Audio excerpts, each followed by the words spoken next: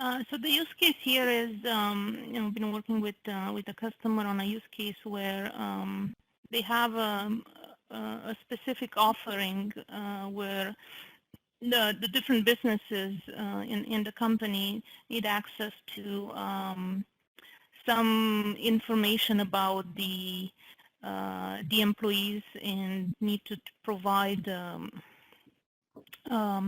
list of users and specific, I would say, fields about these users. So for that, they would submit a request through this offering, and there are 3 levels of approval required for this before the information is provided to the users. These 3 levels, there is like obviously the business, the manager, there is a legal approval, and there is another one. And they want during all these 3 phases of the approval to update. So after each approval, update the specific status on the parent request, as well as send notifications to the submitter after each approval goes through.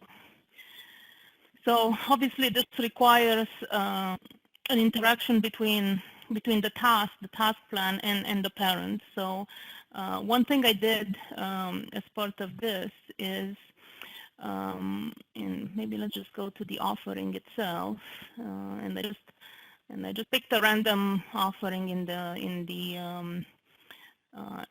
from the sample data. So in this case, what we have in the task plan, it's really, so I mean, I just call them generic first level, second level, and there is one more here. And in what I did in the task plan then is actually the task level. I added a custom field on the task and flag those specific approvals with the type of approval, right? And I have an enumeration which would allow you to select from that enumeration. So let's just go then to the studio now.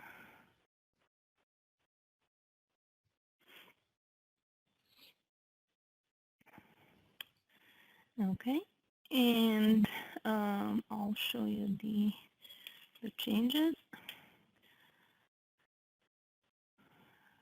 Okay, so in the task, we have a custom field that I call approval type, and it references a specific enum where I put the different type of approvals.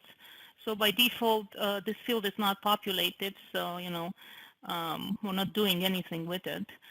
We only flag those approvals which need a special handling. And then in the approval task process, on the approved phase, so basically at the end, once the task is approved, we're taking a number of actions. And let me just close this so we better see it.